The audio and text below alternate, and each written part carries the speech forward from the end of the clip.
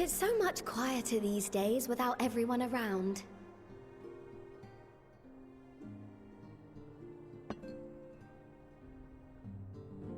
Not that I'm pining for your return, you understand. I have my sources, and I know that each and every one of you is doing well and keeping busy with your endeavors. Meanwhile, I'm left with a surplus of free time and the question of how to make the most of it.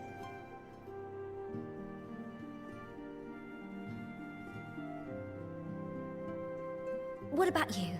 Any plans for the immediate future?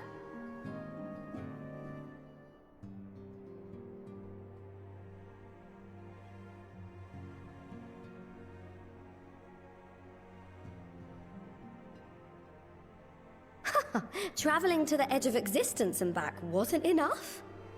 Well, if that's the case, I might have a suggestion for you.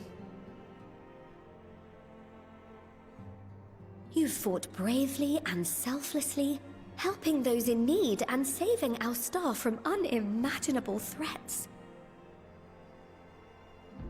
For your deeds, you've been hailed as the champion of Eorzea and a host of other incredible things. But why not put those titles aside for a while?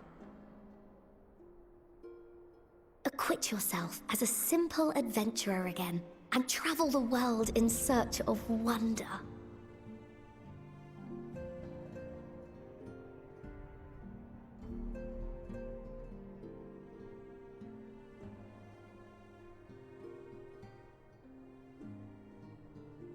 Oh, that's the spirit!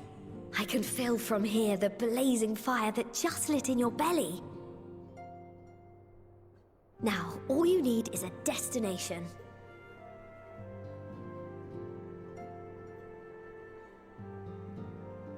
If you're having trouble deciding, just leave it to me.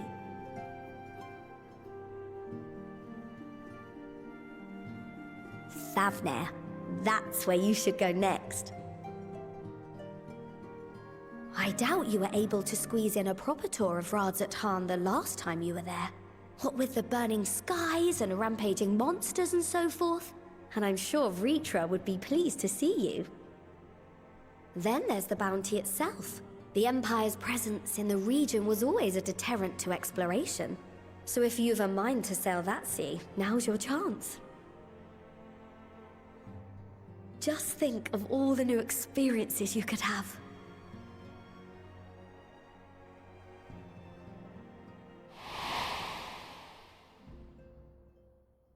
Tell me, have you been to the ruins beneath the waters of the Bounty? As the bearer of Azem's crystal, you may consider your duty to see at least that much.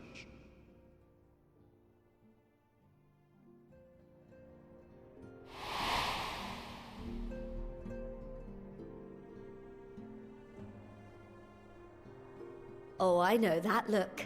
That's an adventurer ready to take on the world. In anticipation of an occasion like this, I was planning to gift you a new set of traveling clothes, but it's still a work in progress. Shouldn't take much longer now though, so sit tight and I'll have the last few bits sewn up before you can finish another cup of tea.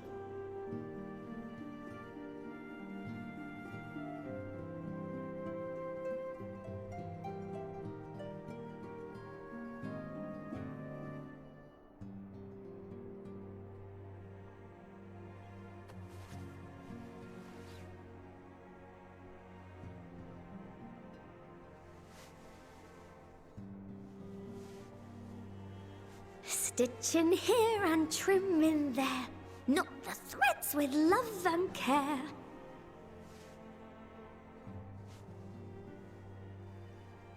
Just a little more to go. I'm sure you're still brimming with excitement. I am one with the needle. See how the fabric surrenders to my whims.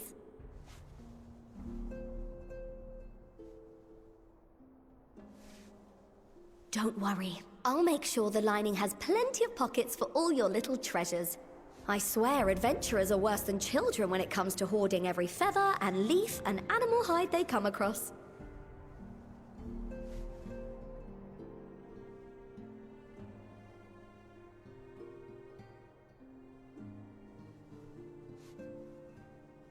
Oh, we mustn't forget the waterproofing. Gods forbid you forget to disrobe before plunging into the sea, or a river, or a piping hot bath.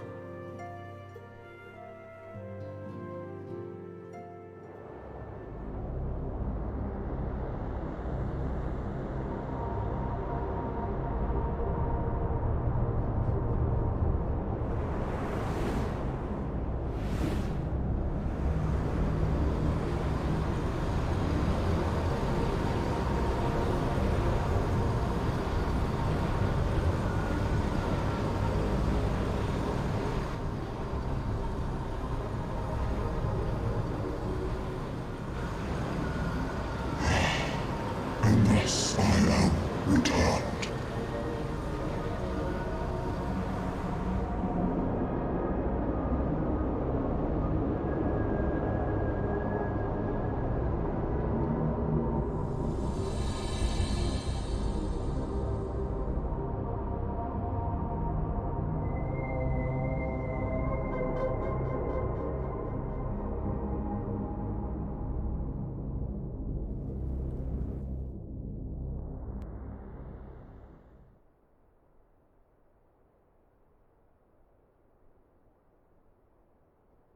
Ah, you're awake.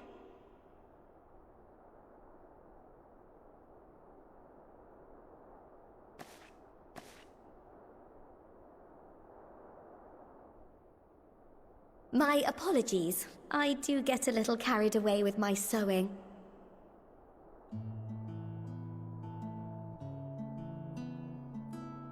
You seem awfully cheerful. Pleasant dream?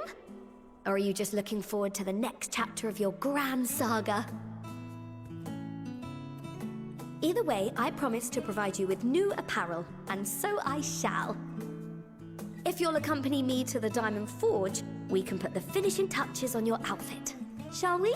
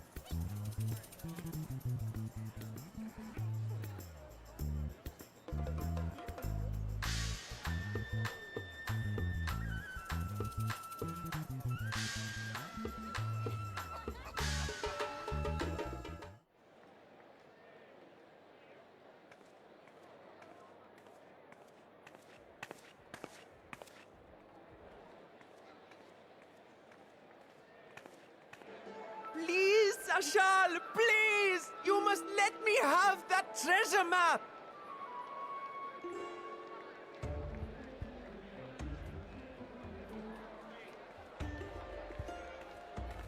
What's all this about? My mother and father were slaughtered by monsters. My baby sister, still too young to fend for herself. Can you spare us no kindness?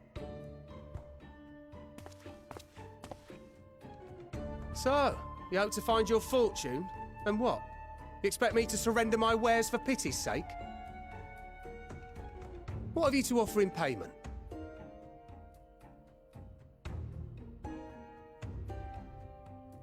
As I thought.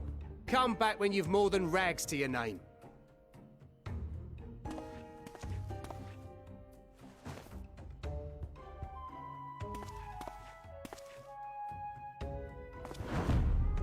This is no mere treasure map. It is a guide to the vaults of Arzadal III, one of the great satraps of Radzat-Han, and a direct descendant of Alzadal Khan.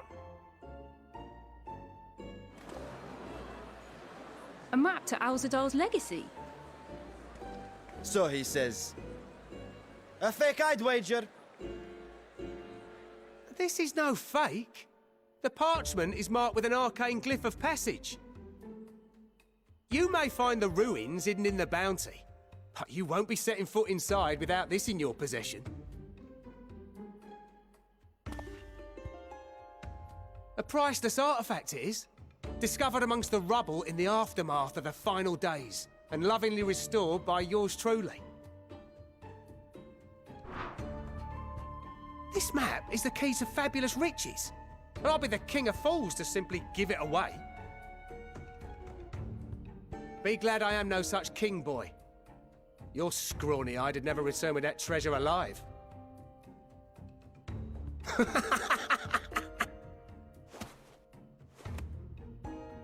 Oh, cruel fate! Why must you tempt me with wealth I am powerless to claim?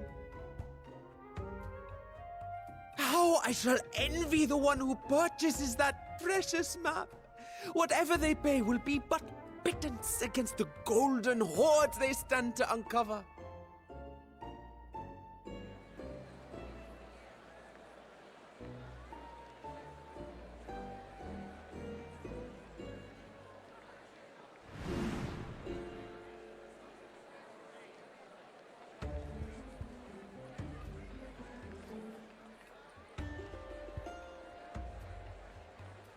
What of you, sir? Fighting man of your stature would surely relish the challenge of recovering Alzadal's lost fortune.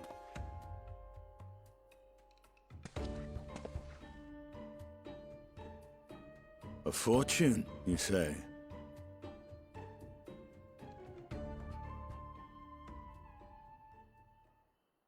If I had but the strength to seize that treasure, my starving sister would never want for food.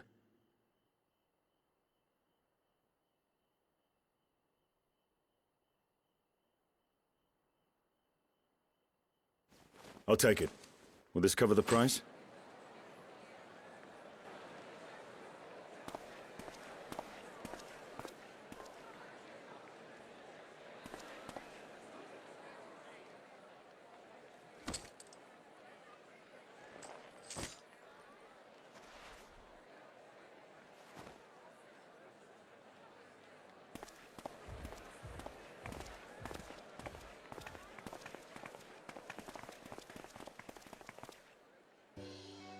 Well met, my friend.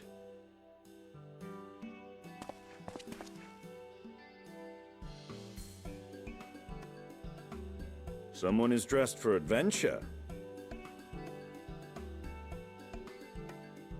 But why Favner of all places? Knowing you, I suspect there's more to your plans than sightseeing and shopping.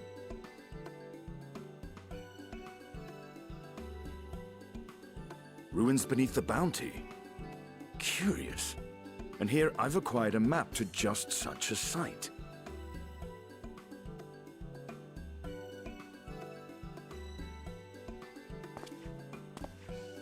With that sale, I do believe I've earned the rest of the day off. Thank you for your patronage, sir, but if you'll excuse me. You needn't mind us.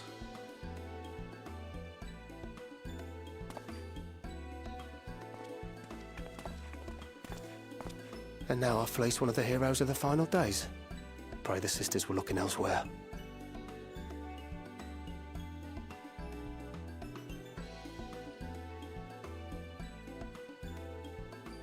This map may or may not be genuine. Either way, we'll need a ship to find out for sure.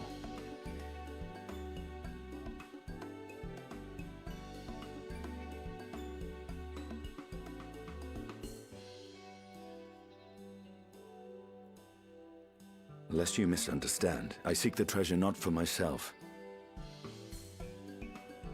If such a fortune truly exists, then it could help ease the struggles of those who lost their loved ones in the final days.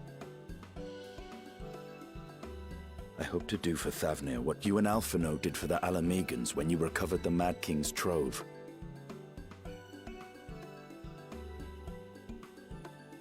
Come now. You know Alphino needs little encouragement when it comes to recounting the tales of your shared exploits.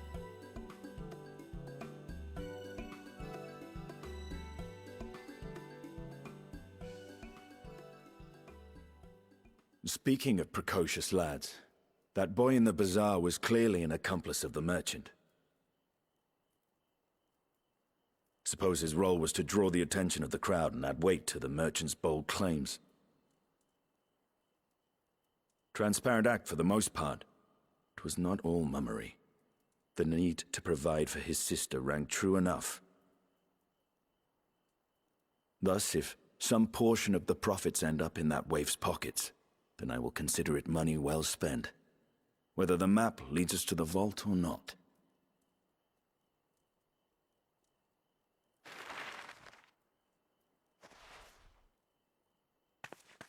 You are coming along, yes?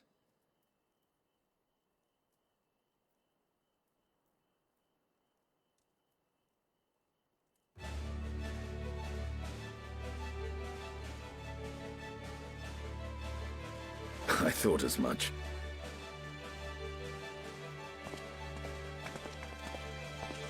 Now, let's see about securing a vessel.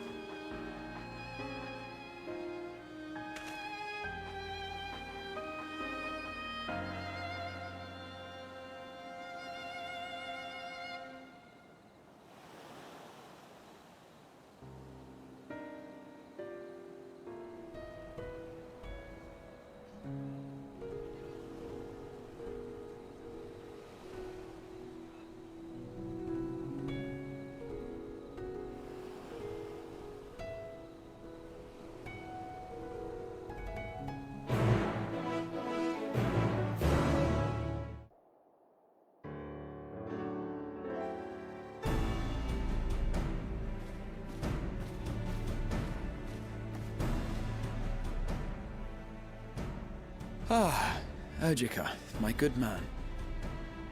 Would you be so kind as to... Oh, isn't this a pleasant surprise? I wish you had sent word ahead. I thought I was having visions for a moment there.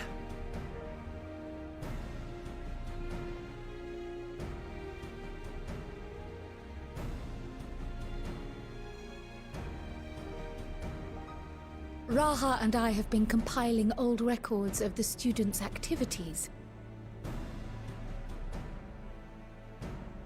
We located several accounts in the archives of Numenon and added them to the collection we recovered from the Isle of Val. And judging by the progress we've made thus far, sorting this pile will keep us occupied for days to come. But what brings you to the Annex, my friend? Surely you haven't come all this way just to watch us shuffle dusty papers around?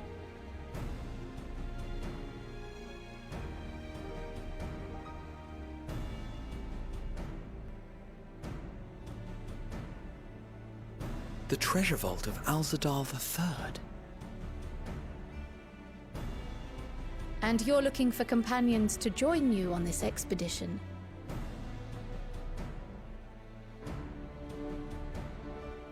I would dearly love to accompany you, of course, but I'm afraid I'm committed to another task. On the subject of which, I had hoped to ask for your assistance.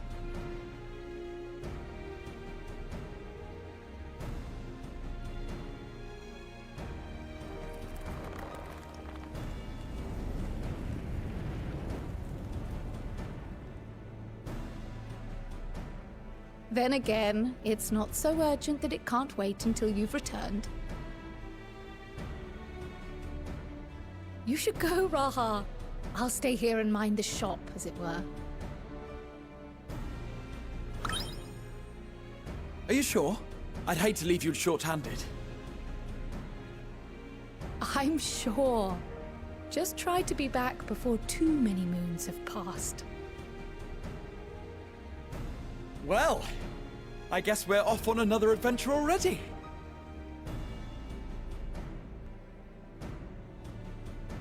Have you asked anyone else to come along? Then might I suggest we invite your Stola?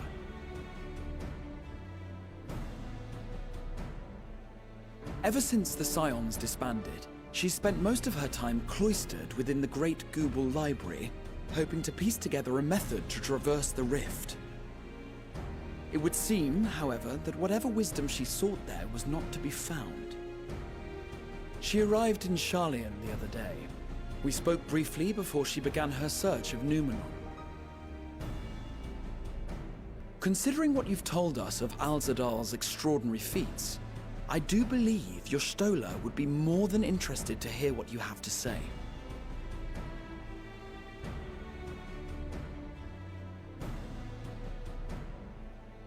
Splendid! Then let us head to the archives at once. Wait, before you go.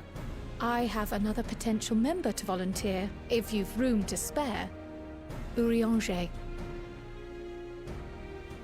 He sent the students a request for materials, you see. Treatises on the architecture of treasure vaults and the like.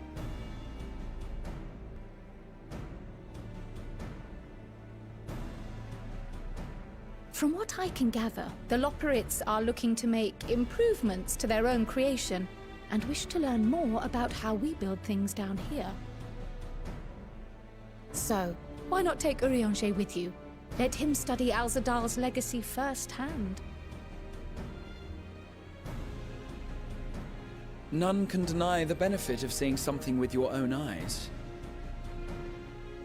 If our expedition leader has no objections, I say we extend Urianger an invitation once we've spoken with your Stola.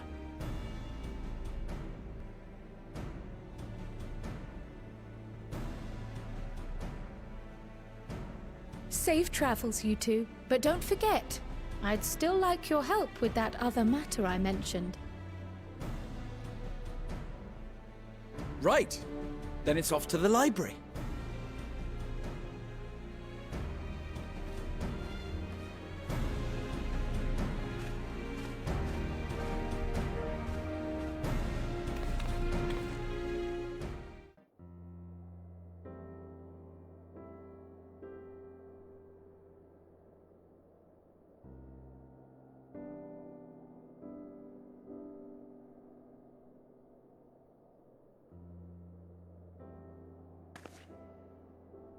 I've never known Y'shtola to doze off in the middle of research before.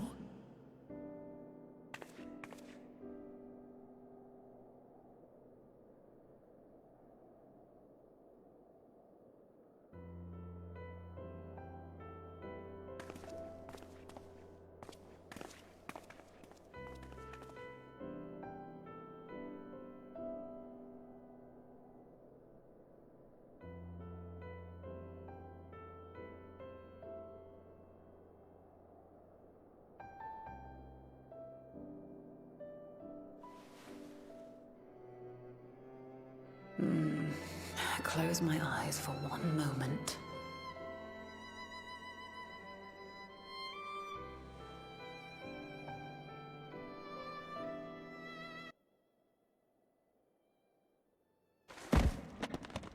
Ow!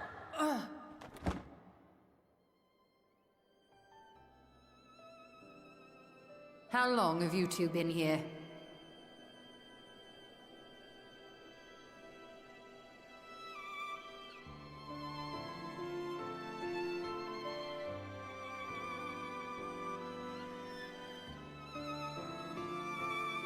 Nor did I want to fall asleep.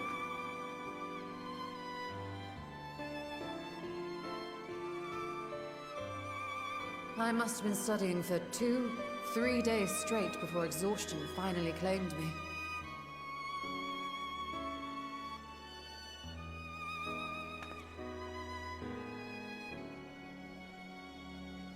As you know, I've been researching ways to travel from the source to one of its reflections. Well, looking for hints at least. I don't expect to find a simple set of instructions tucked away in some dark corner of the library. So I've been skimming through the stacks, hoping to uncover even a partial mention of any similar feats in the past.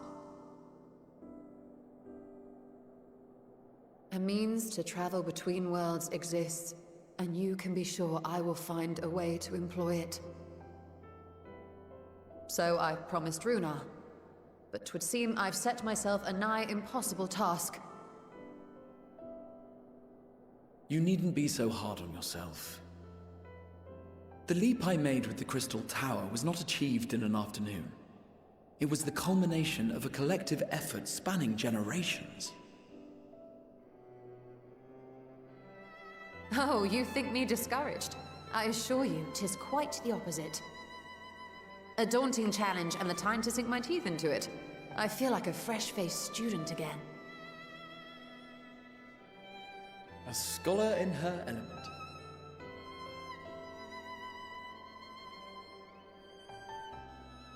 Indeed. Was there something else you wish to ask of me?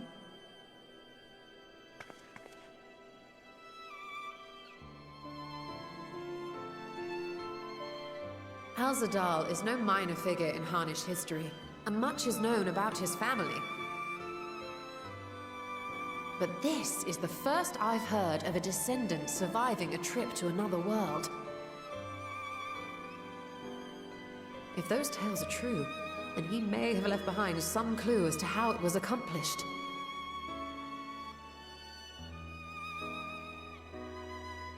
An invitation to delve into one of the world's lingering mysteries. As if I could refuse. And whence do we embark upon this expedition? Akyali, by ship.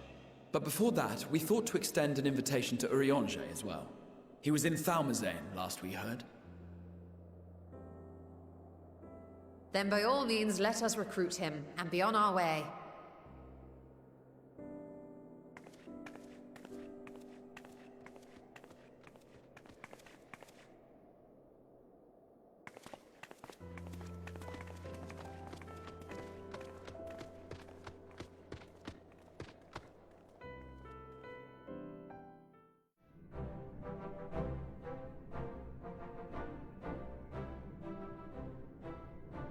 Ah, our illustrious champion. Cloaked in the mantle of the common explorer, fame set aside in thy pursuit of simple adventure. I am told a new expedition is in the offing.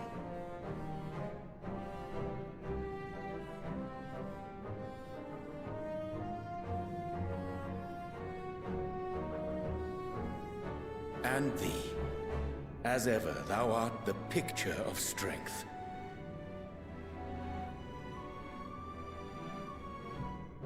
You've been keeping yourself busy, I trust? True to our plan, Thancred and I embarked upon a pilgrimage of sorts, with an eye for gauging the state of those lands through which we passed. Our travels were interrupted, however, by a request for aid from our befurred lunar allies. As you may recall, the Loperites had been seeking new purpose for the moon, another role through which it might serve to benefit mankind. The Forum hath been working to advise them in this endeavor, but I return to offer mine own counsel. And this has what to do with treasure vaults, exactly? Ah, you have learned of my predicament from Mistress Cryle. I know not whence they acquired such knowledge, but the Loperites now stand convinced that adventurers delight in treasure hunts.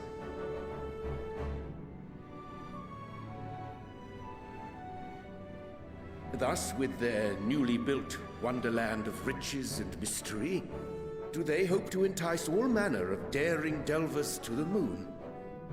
So earnest and innocent was their desire to bring joy to the world that I found myself powerless to refuse them my cooperation. But what of you, my friends? Why are you come to Labyrinthos?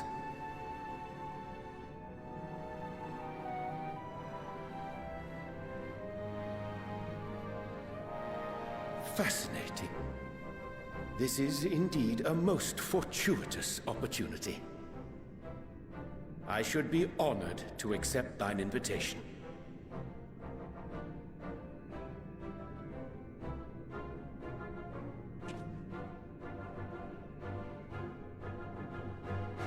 How long hath it been, I wonder, when last our actions were not impelled by fate or desperation?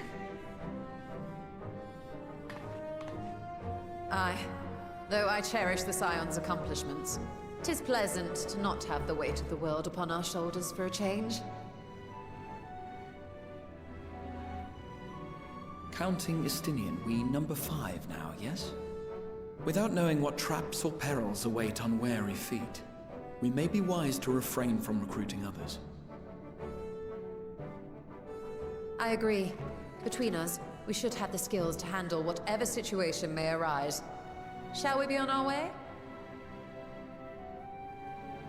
What, no time to spare a word for the grizzled old bard?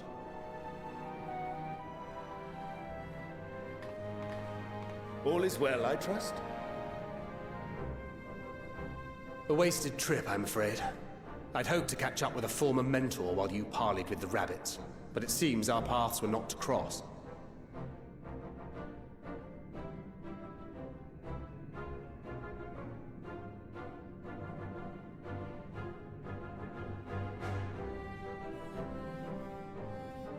Having an astrologian beside you on the road is surprisingly convenient. And it doesn't hurt that he's making strides with his light-hearted banter.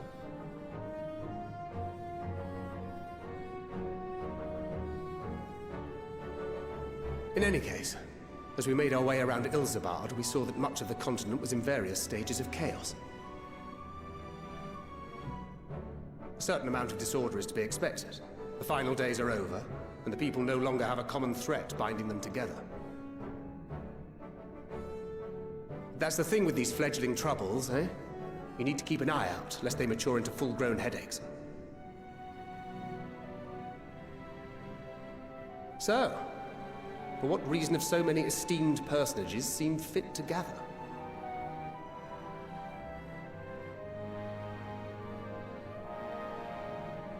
Beneath the waters of the Bounty, you say?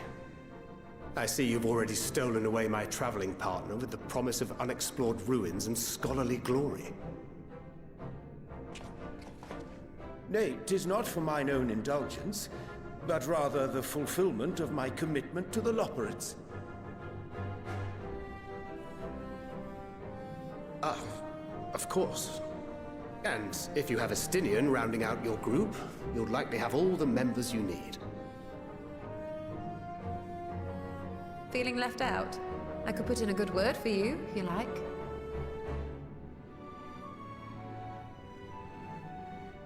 We may have been released from our obligations, but I'll never be free of that merciless wit of yours, will I? In all seriousness, 'tis best I sit this one out. Too many former scions consorting with one another might be seen as a cause for concern in certain quarters. I'll return to my usual reconnaissance and scout out the situation in the Far East. Feel free to share if you come across any interesting revelations.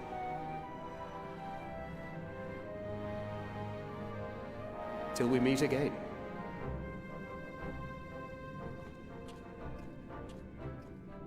Shall we also hasten our departure?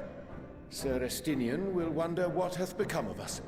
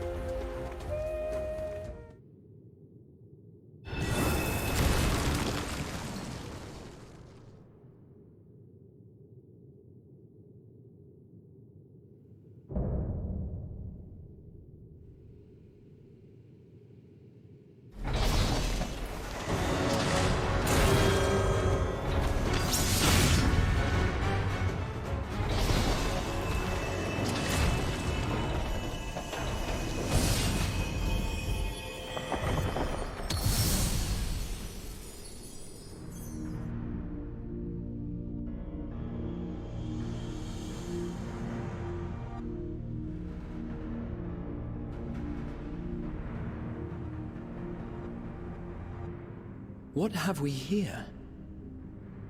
'Tis not unlike a Hunnish alchemical furnace in design. Well, there is one way we might find out.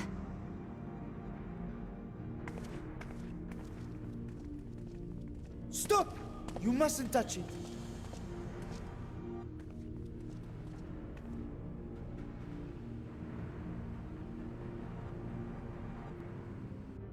Vritra! Oh, my apologies. Should I continue calling you Varshan? You may address me as you wish. My nature is no longer a secret. Still, this is not a setting I imagined for our reunion. Surely you've not entered these ruins as common looters. Would that we could deny your accusations, but I fear you're not far from the truth. Great Vritra, might we beseech thee to explain the nature of this strange contrivance?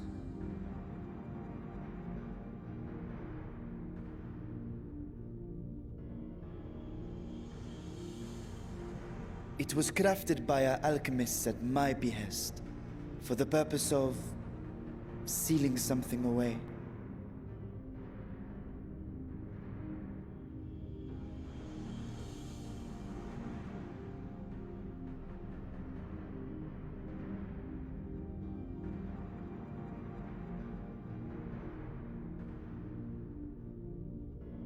Perhaps I should simply show you.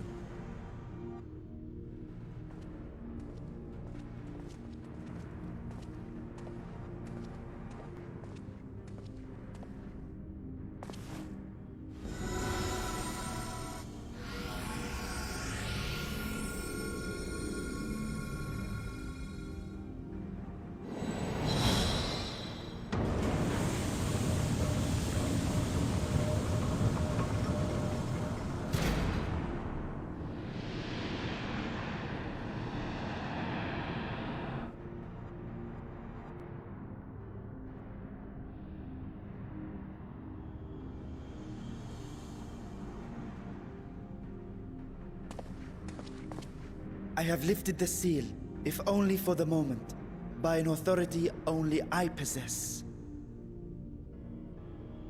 A planar fissure? No, my friend. Small though it may be, this is a functioning gate into the void.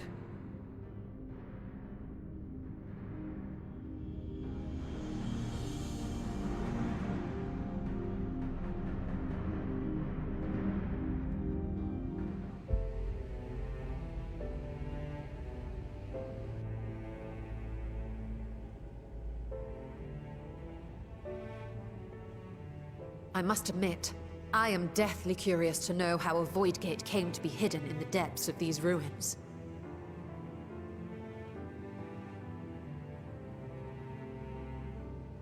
To tell that tale, we must first peer far to the south, and even further into memory.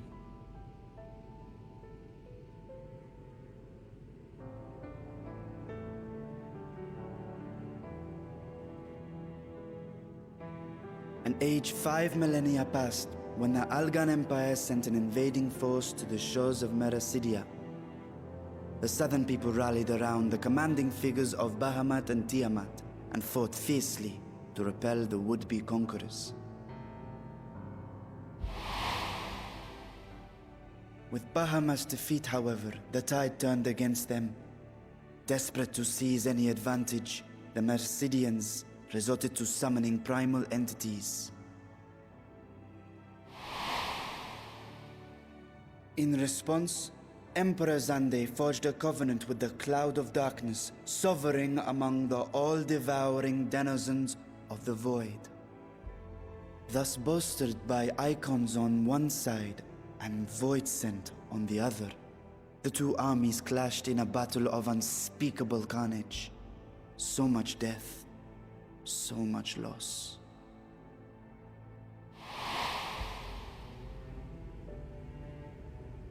I consider myself well versed in that period of history, yet you speak as one who witnessed it happen. Indeed, I did. I heard Tiamat's roar of defiance and sped toward that war-torn land.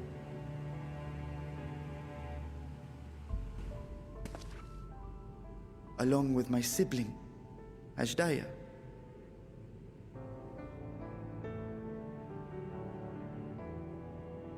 We dragons are not male or female as men are wont to classify, but elder sister is the closest a mortal tongue can come to describing what she meant to me.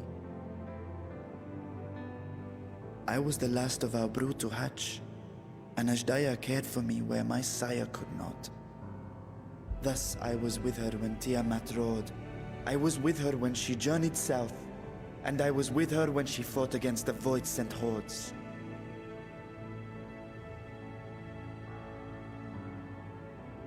Yet no matter how many of their vile fiends we cast down, more rose from the abyss to take their place. Faced with an unwinnable war of attrition, Ashdaya risked her all on a final gamble. She plunged through the Void Gate itself to strike at the root of their strength.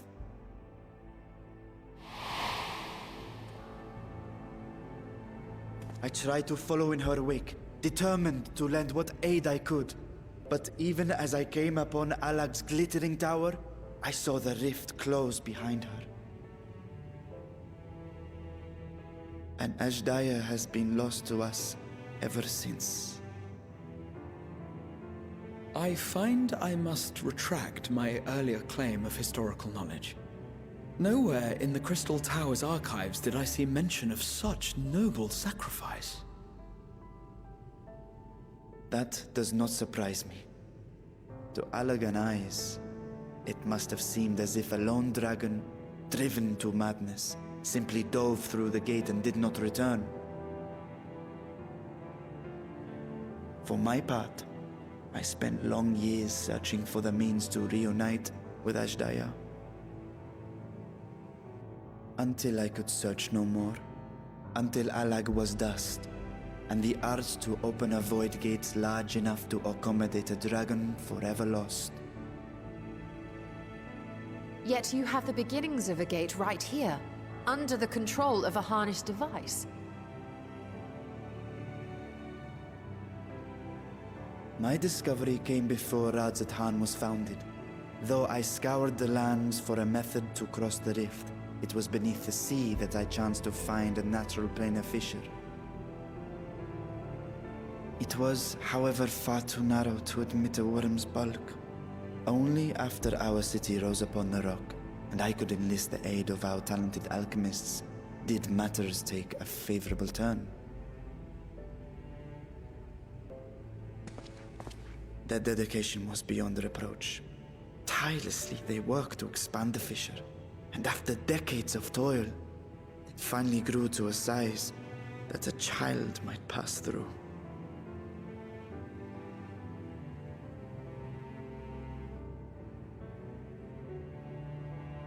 Not long ago, you told us that you called out to your kin, that Ashdaya's answer was silence.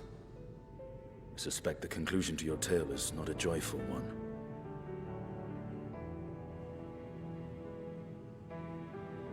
With hope in my heart, I used the simulacrum to cross the threshold. But no, I did not find her. What I found was a host of Voidsent, clamoring around the opening they had sensed. 'Twas but a moment, but enough. I had no choice but to retreat and allow the portal to contract once more. The gate was a threat to your people. You had to decide between endangering Razat and abandoning your sister. You chose the latter. 'Twas not that thy siblings scorned thy call. 'Twas that she was trapped beyond a barrier through which neither roar nor dragon may pass. Even now, in the desolate world of the 13th. I can scarce imagine your pain, yet it was wise not to linger in that place. Too long a sojourn, and even a being of your power risks being warped into a creature of the void. You've seen this phenomenon before, when we stepped into the darkness.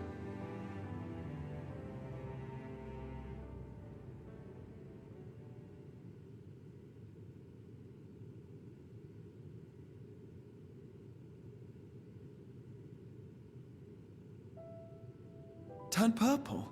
Well, yes. His wounds had allowed the void's corruption to enter his body and twist his ether. Had it been allowed to progress much longer, I presume he would have been fully transformed. Then there is little hope for Ashdaya. Ah, no.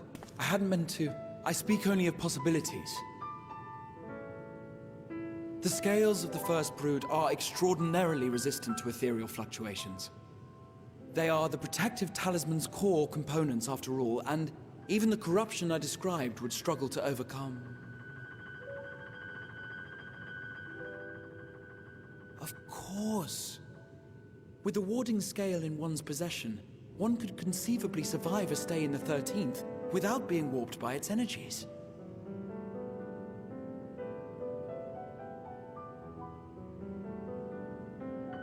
Be that as it may, it is too late to rescue my sister. 5,000 years too late.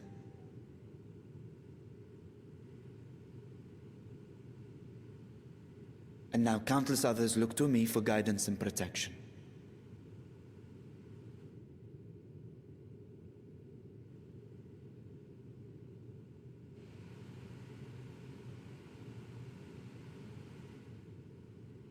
So when I sensed intruders in the ruins, I came only to ensure that the gate remained closed.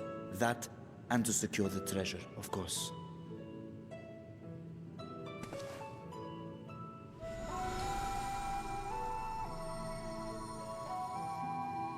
I wish only to forget the rest.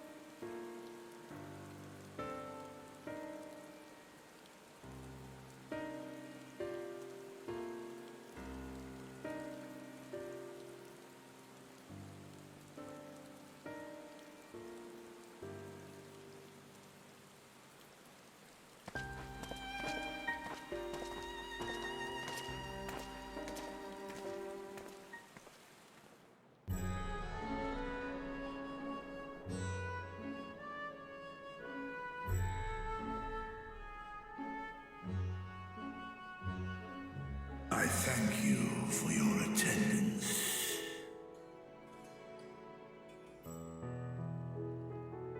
The riches the Radiant Host have retrieved were hoarded in Alzadal's name.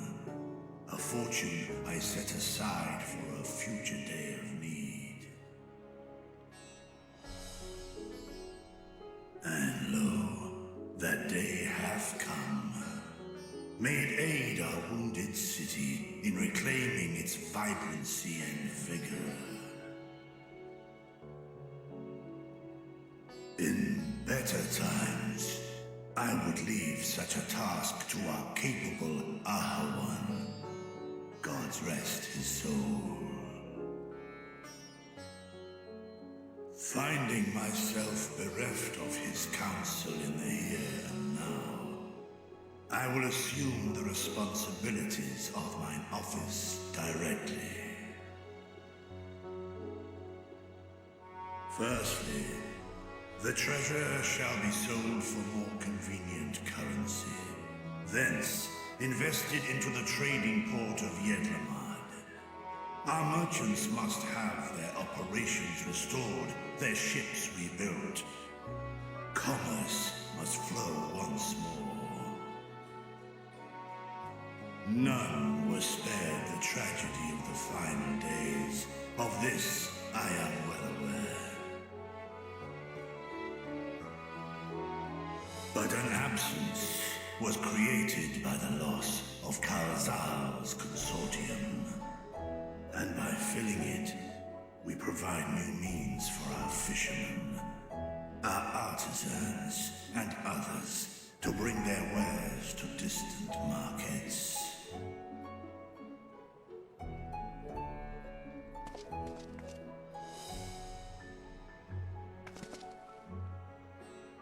And what of the children who were left without family to care for them? That is a concern which weigheth heavily upon my mind. A simple gift of coin will soon be exhausted, leaving these young souls adrift on the fringes of our society. Nay, a proper solution is needed, one which doth guarantee their welfare for years to come. Thou hast surely seen how other nations rise to meet this challenge, adventurer. What dost thou deem the wisest course?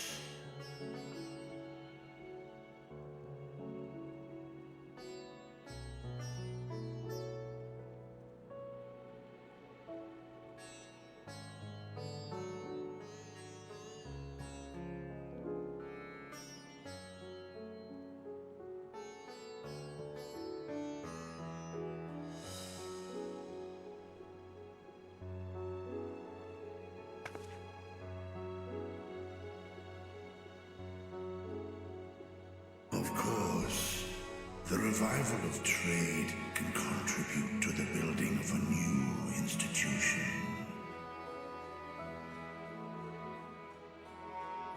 Let us put this idea into practice. A contract shall be written, requiring all who receive of Al-Zadal's treasure to commit a portion of their future earnings towards the running of an orphanage.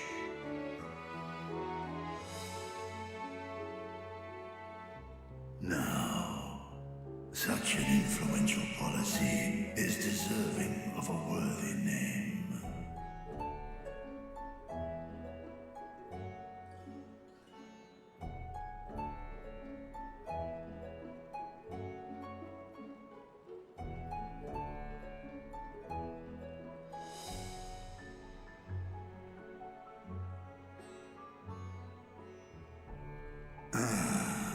A fitting candidate. Kalzar should be remembered, not as the blasphemy which terrorized Thavner, but as a hard-working and generous man. who brought much wealth to our shores. Do any among you object to this proposition? Many here lost loved ones to the beasts. In that time of strife, any one of us could have broken. Any one of us may have been taken by despair. When I think of Kalzal, I feel no hatred. Only a stinging regret that we could not save him as well. Isn't that right, men?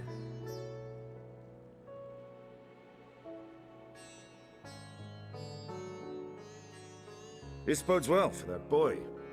Mirad, was it? Perhaps he can cut ties with that shady peddler.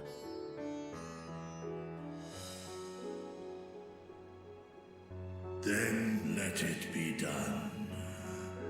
Henceforth, this initiative shall be known as the Kalzal Foundation. Nabdeen, thou art to assemble a patrol and ensure that no child in this city liveth in squalor.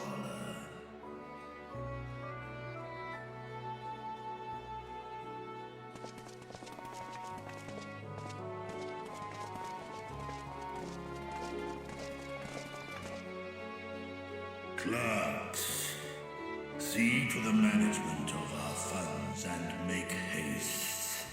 Our citizens must not suffer a day more than is necessary.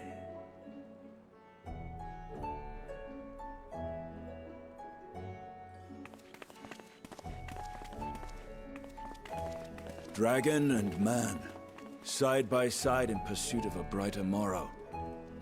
Reminded of Ishgard.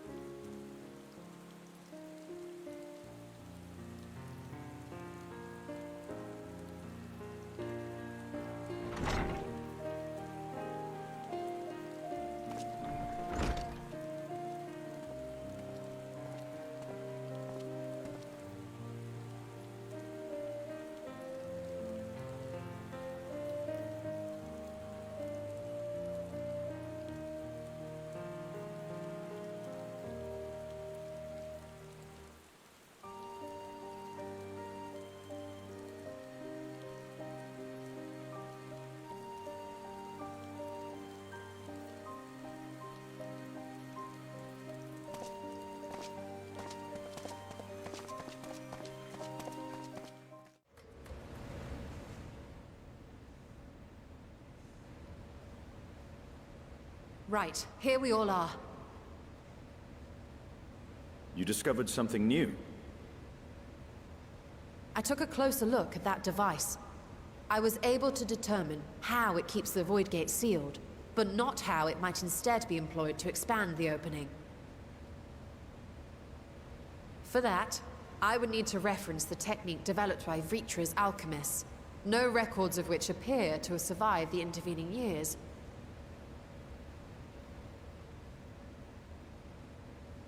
We know this, so why have you sent for us? Have you learned aught of value or not?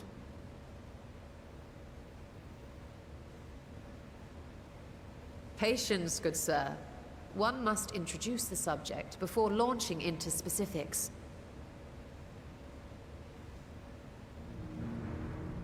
From what we understand, travel between worlds is accomplished by passing through the nebulous rift which exists between them. Picture, if you will, the moment you were called to the first.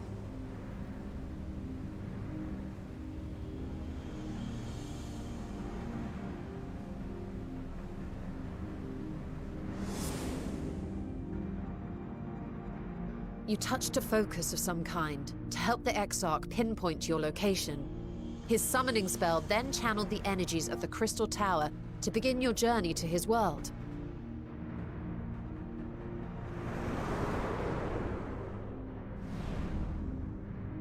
the magics tore a hole in the wall separating source and shard, and cast you into the intervening nothingness. In that place, the laws of nature hold no sway.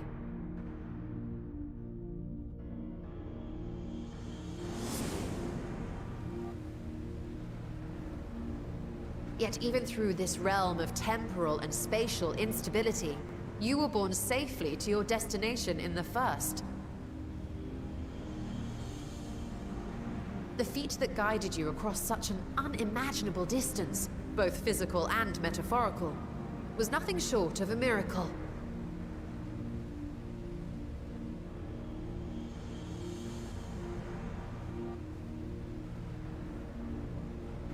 Then what of the many Voidsent found in the source? Who guides them here, and how? An excellent question. Though there are several methods by which the Void's denizens might intrude upon our world, the rituals of summoning are the most typical.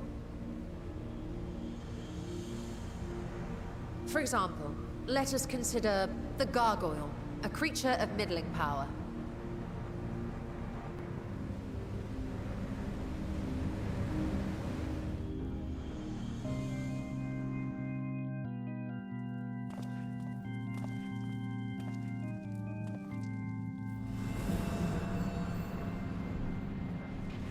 To call upon such an entity, the prospective summoner must force open a void gate.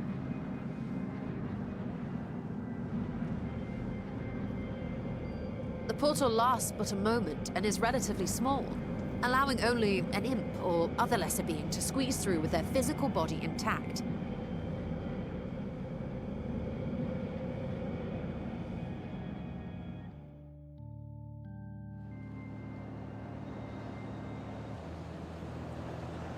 Our more powerful gargoyle, however, is too large for that. Creating a gate big enough for him would require vast amounts of energy, far beyond the reserves of any one mortal practitioner.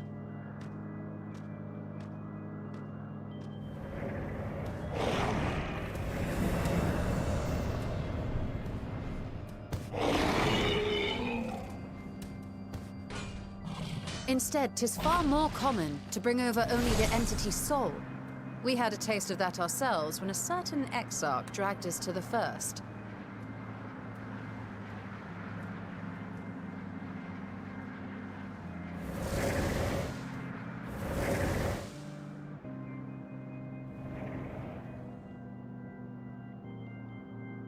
And just as our bodies remained in our world, the Voidsent's physical form is left behind in the 13th.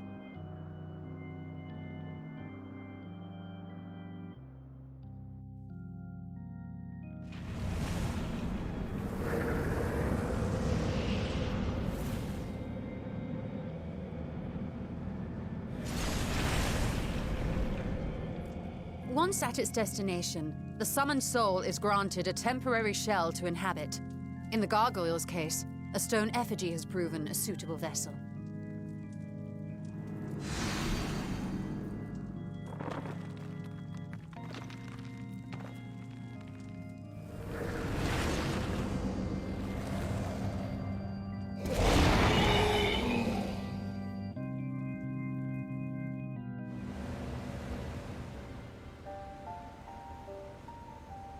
Wait. You said that Voidsent must be called here deliberately by someone in the source, reeled in like a fisherman with his catch. Exactly. For a being to navigate the chaos of the rift, with or without form, there must needs be a guiding agent on the other side.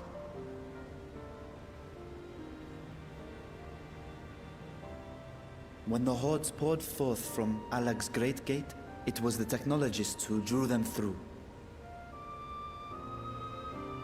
Though to my knowledge, planar fissures are in essence natural passages between our world and the void, which require no such guidance to traverse. Why is only the boundary between the source and the 13th so fragile? So much so that it often tears open of its own accord. I believe solving that mystery is key to understanding travel between the source and its reflections. And how do you intend to get your answers? No. The danger is too great.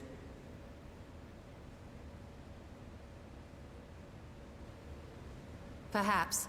But what some call danger, others think of as adventure.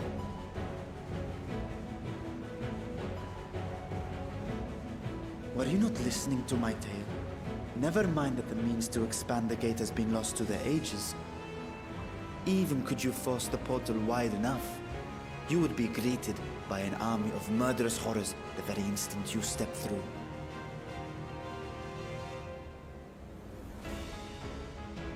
I assure you I was most attentive.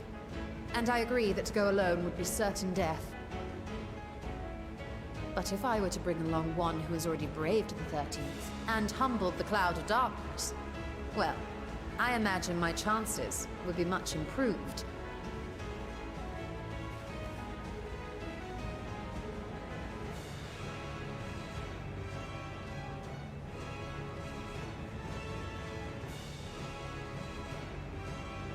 I had a feeling you might say that.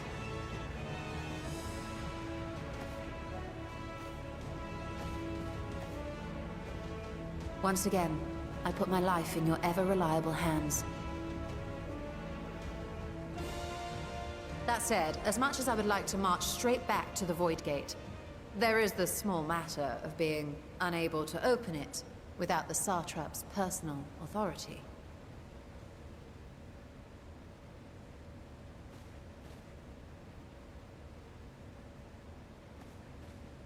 As I've said before, I will grant you and yours any boon you choose to name, provided it does not endanger my people.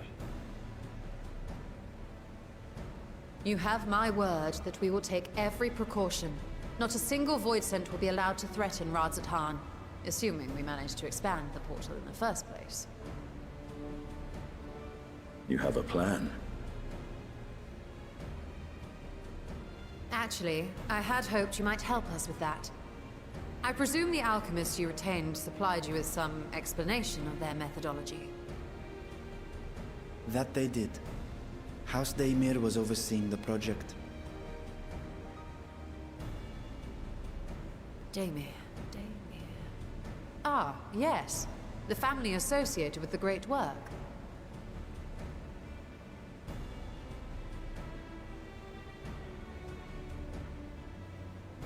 I did not fully comprehend the theory, but their research began with a void scent which had slipped through the fissure. After a thorough examination, they created an arcane simulacrum possessed of similar qualities. A man-made void scent, if you will. It was apparently indispensable in their efforts to enlarge the gate. A man-made void scent?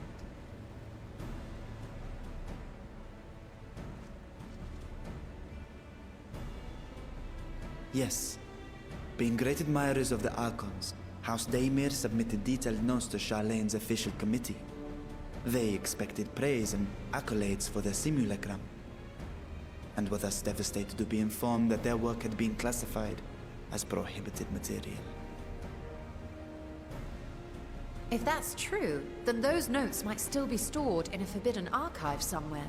Not Google, of course, since that library had yet to be built. Which leaves us with...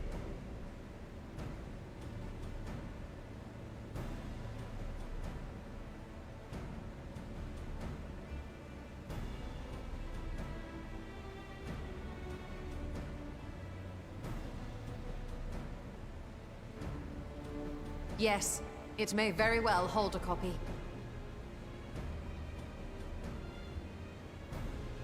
In which case, I say we head directly to Charlene.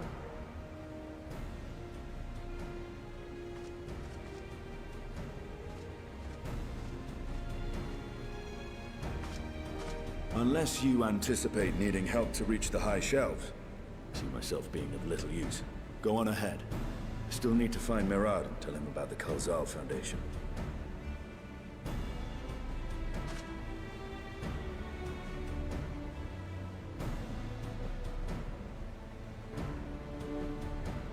Let us be on our way as well.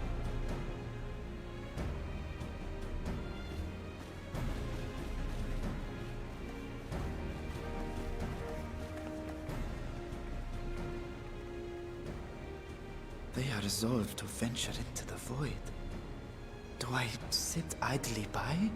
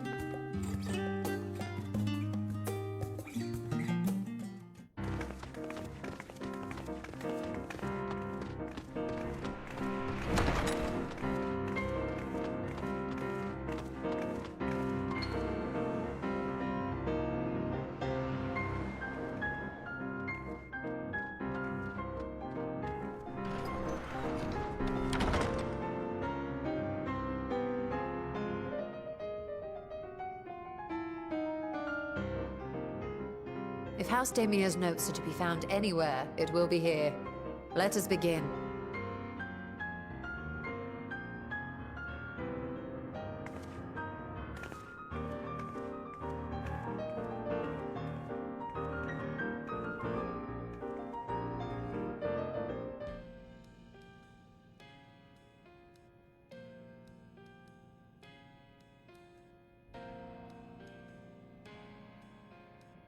Yes, the ether signature is unmistakable. I've felt the traces of House Damia's resonance many times at the Great Work. Time to see what all the fuss was about.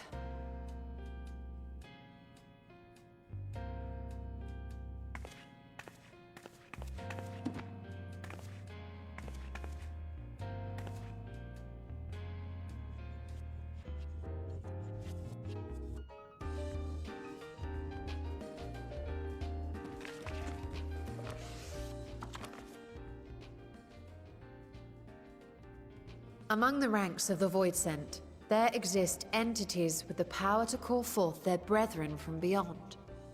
The species known as Atomos, however, is uniquely prodigious in this regard. From its distended maw, it can expel an endless procession of void-born creatures, a talent which sorely tested the Radiant Host in its battles against these abominations.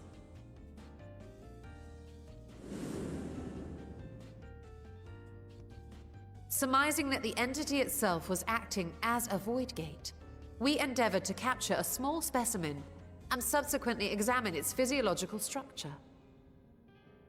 Our findings revealed that the Atomos had absorbed a planar fissure into its own flesh, which it could expand at will into a functioning gate.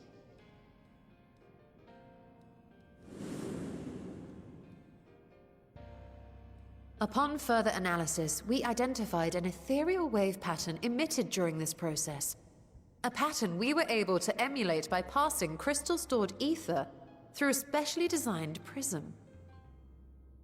We proceeded to embed said prism into an arcane simulacrum, thus completing what we have dubbed our artificial Atomos.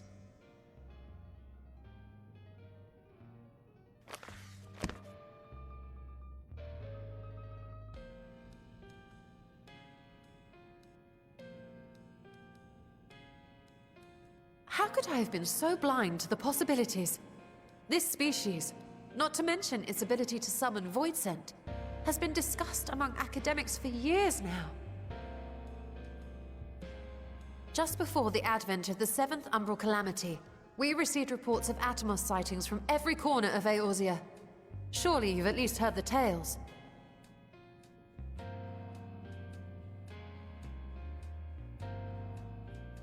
And still, House Damia went and built a mock Atomos of their very own. I'm not surprised the Archons consigned their work to a restricted archive. It was no easy task, but at last we've unearthed the volume we've been searching for.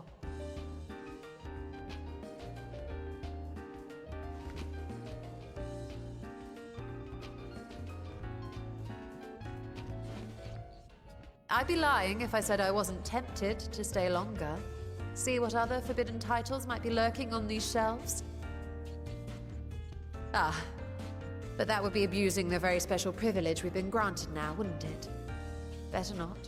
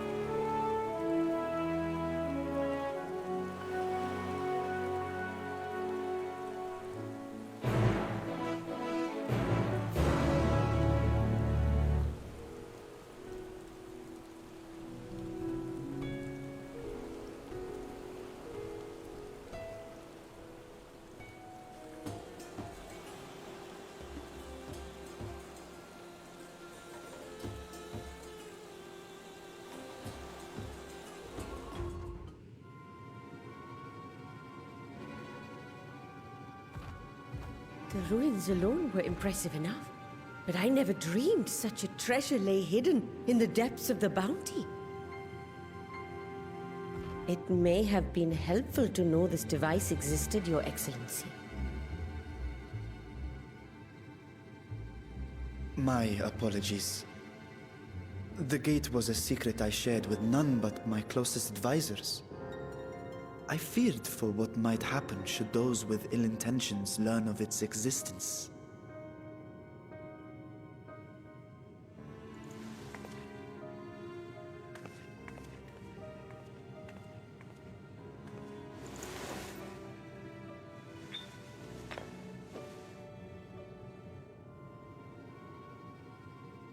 What is it you're doing now?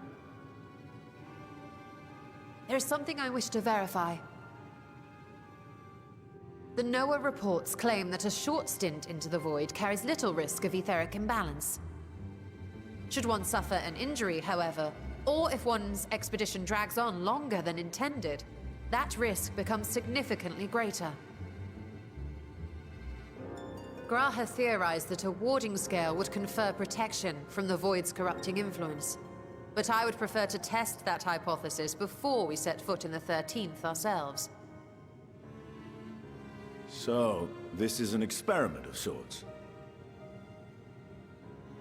Yes, an experiment. Tell me, how would you go about testing the efficacy of the warding scale?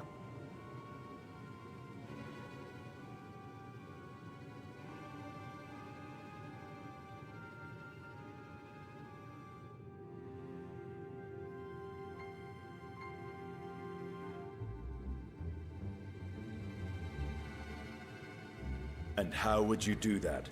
The gate is still too small for any of us to pass through. Estinian is correct, which is why I've elected to send a familiar in our stead.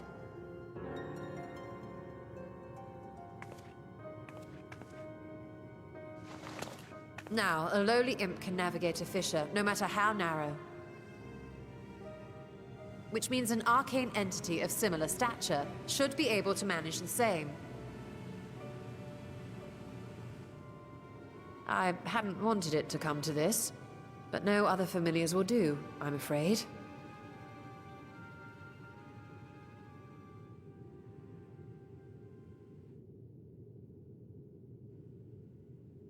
I mislike the sound of that. What manner of fiend does she mean to summon? From ocean rise and cloudbank form, from mountain spring and rainfall storm, from river flow and life be born.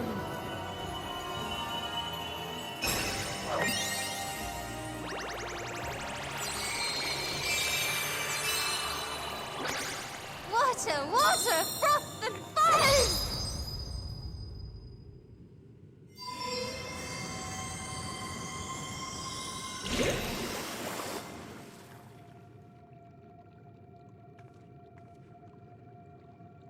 Ready your arms. I fear she's been possessed. Oh, come now. That was adorable.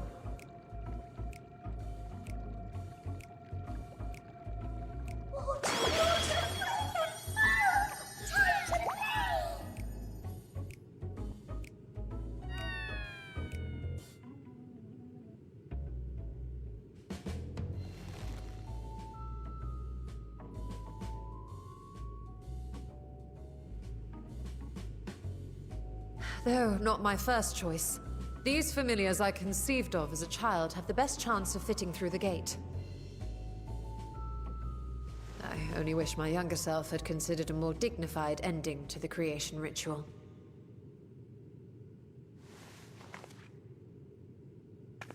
In any case, these two should serve as well. This one will bear a warding scale.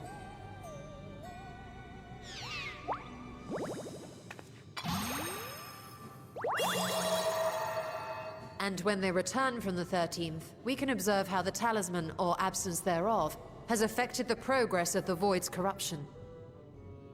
If I could impose upon you to open the gate, Your Excellency? Ah, yes, of course. We should also be wary of void scent slipping through while we conduct our experiment. Estinian, you are to keep Nidana safe from harm. As you say. You had best be on your guard as well.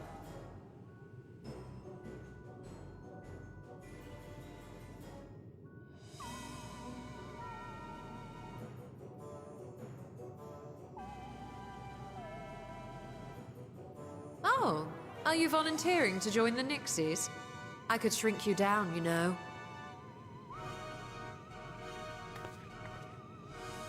Let us begin, shall we?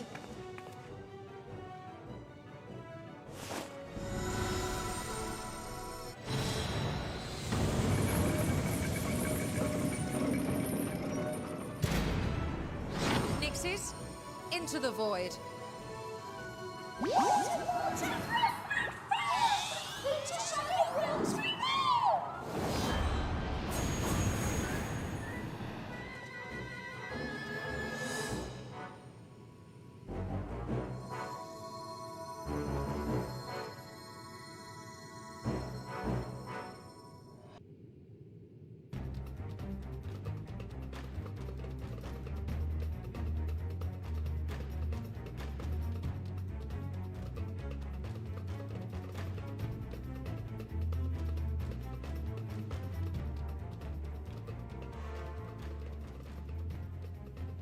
I think we've waited long enough.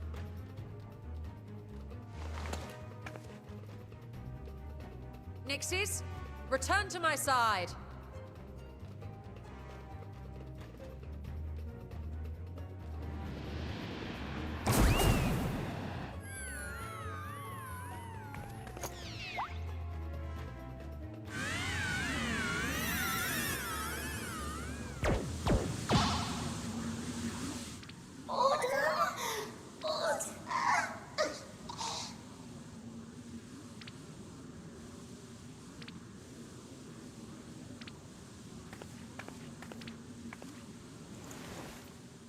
Thank you, little one.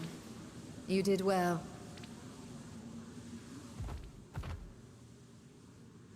Oh, the poor thing. Its essence has been irrevocably warped.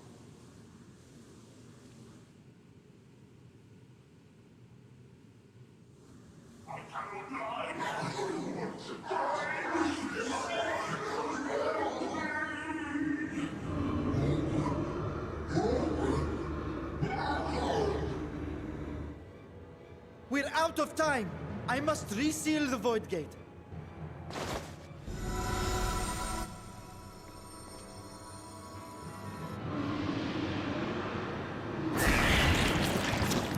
They're coming through!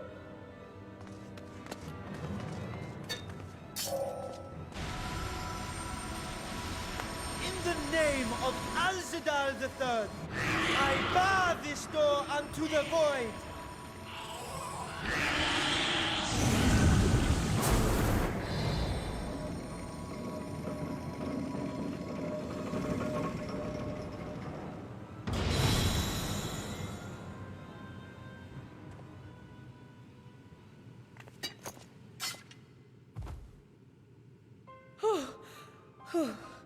Well, that was a sharp lesson in the dangers of void gates.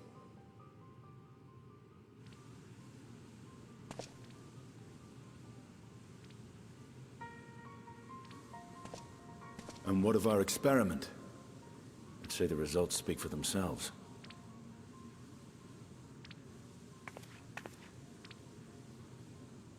The unprotected Nixie has suffered extensive etheric corruption. As Nidana observed, it's well on its way to becoming a void scent. The one merged with the talisman, however, appears unaffected. I sense no changes to its equilibrium. Rest now, little ones.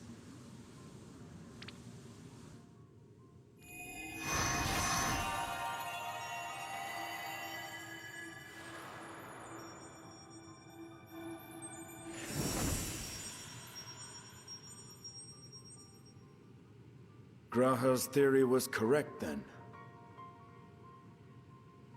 So it would seem. But while our second familiar was untouched by void energies, the talisman itself shows signs of degradation. It was, of course, originally designed to shield the soul from primal tempering. It stands to reason that etheric corruption of a different sort would affect it differently. We may need to modify the warding scale's design to account for the 13th's uniquely unstable ether. You've said much of the Void's instability, but my imagination fails me. What manner of place is this broken world? Ah, my apologies. I forget that not all of us spend our days sequestered in dusty archives. The 13th is a reflection of the source that was drowned in a flood of darkness. In Emmett Selk's own words, this tragedy was a result of the Ascians' attempts to force a rejoining. They erred in their haste, and made of that world a useless void.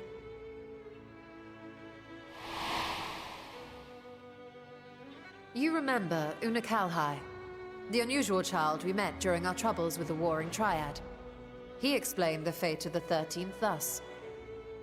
The champions of that ill-fated world used the stone known as Auracite to contain the power of primals. But those self-same heroes were gradually corrupted by the Auracite's bleeding energies, transforming into fiends with an endless hunger for ether. By the time anyone thought to oppose them, Light's strength had grown too feeble, and the balance of the 13th tipped into eternal darkness.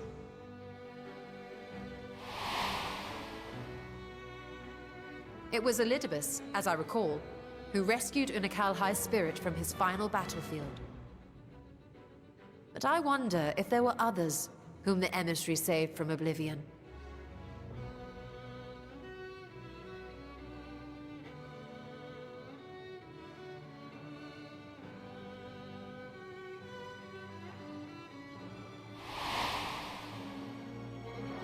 The server, Ciela, wasn't it? And you say she was another of Elidibus's pawns?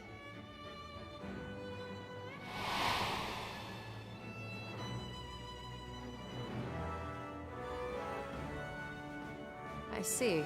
So Ciela, or rather Silva, was beguiled by the same dreams of heroism as Unakalhai. And what of your own experience? Will you tell us of what you observed during Noah's expedition?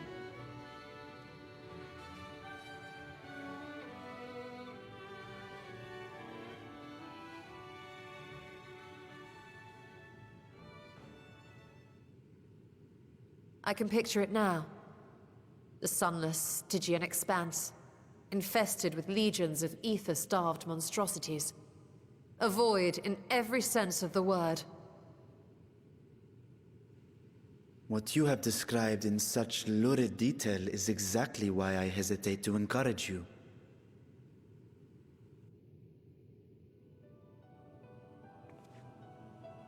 Worry not, great Vritra. Our journey into the 13th is but the first leg of a longer voyage. A voyage that shall lead us to other reflections, to new mysteries and discoveries. And I mean to be there every step of the way.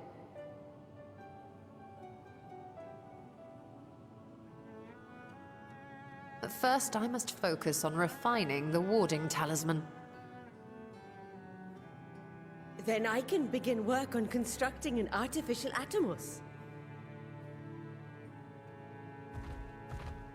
Or I could, if I had the relevant manuals to hand.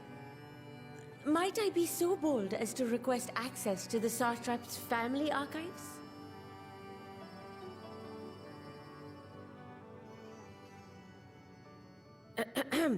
Your Excellency?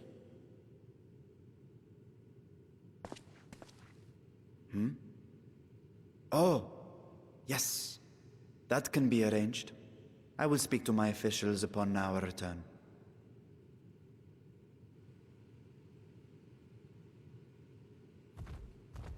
We will see you back in the city then.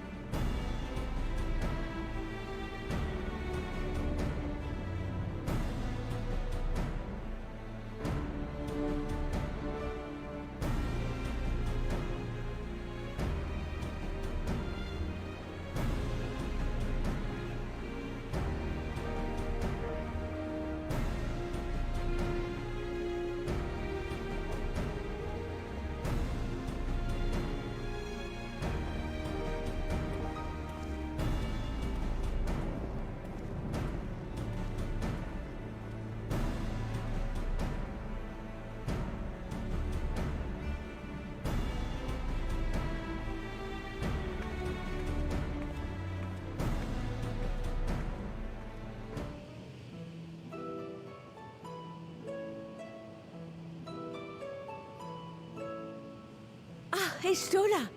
The adjustments are going well, I hope? 'Tis a lengthy process, but the end is in sight, yes. That's wonderful news. I myself had some good fortune searching through the Satrap's private records. What I found was a transaction log dated around the same period as when Alzadal's legacy was built.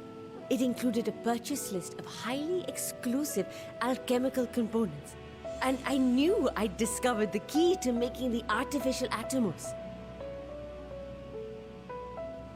I then visited the High Crucible to commission the materials.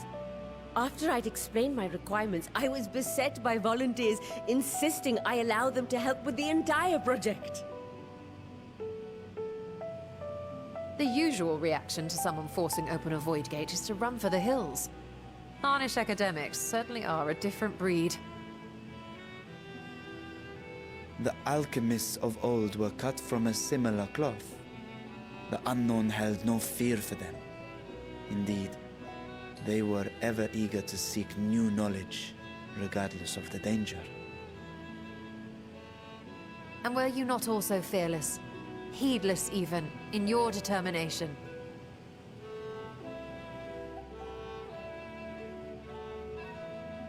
My sire entered his dormancy before I was hatched. And so it was Ashdaya who kept my eggs safe and warm. It created a bond between us. Even long after I learned to fend for myself, I rarely strayed from her side. She was my guardian, my sister, my dear companion. And not a single day passes that I do not mourn her absence. No matter how deep the darkness, I would not surrender my search. I promised myself the time would come when we would once more take to the skies together. But I am satrap now. The Radiant Host is here to serve, Your Excellency. Nabdeen, what is this about? Sir Estinian told us of your predicament. For centuries you have protected Rads at Han, never showing your true self, hiding behind a curtain and living only in service to the people. Your dedication meant more to us than your deceit, and so did we accept you as our rightful ruler. After all that you have sacrificed for this nation, did you imagine we would begrudge you your heart's desire? We survived the final days. We are a strong and proud people. We, the Radiant Host, will keep Thavnair safe in your absence.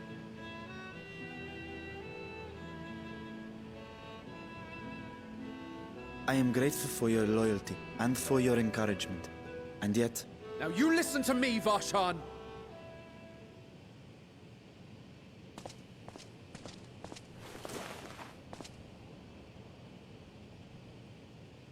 You are wearing that face, after all. As I have told you before, you are a little brother to us all. And if you are family, then so too is your sister.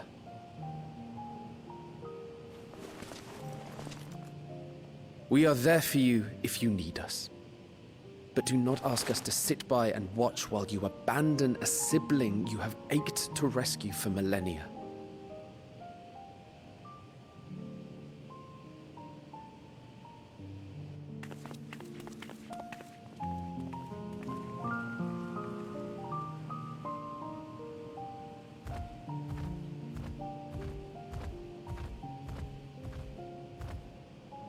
We will succeed in opening the way. It is only a matter of time. All you need do is prepare to step through to the other side.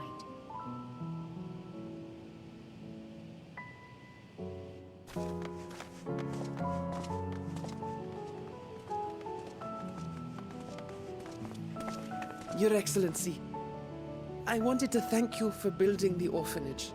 It means so much that my sister and I will have a place to be together, safe and happy. And I hope that you and your sister can be together again, too.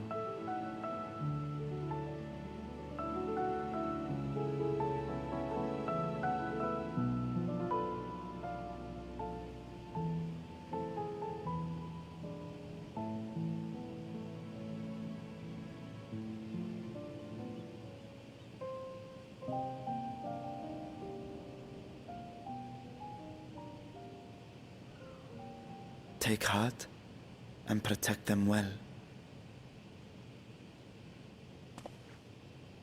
Such were the words I once said to you, and here I stand, failing to live up to them. If my heart is torn, I am fit to protect neither Ajdaya nor Radzatan.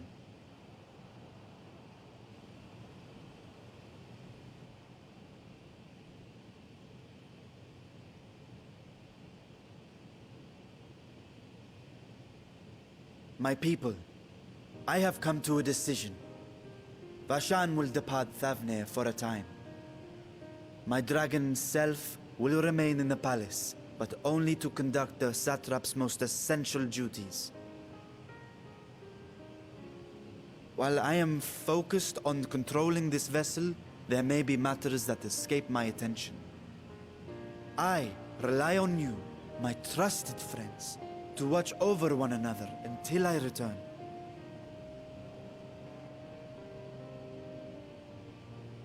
Take care and fair fortune, little brother. Many tears would be shed should you come to harm. I would not dare make you cry.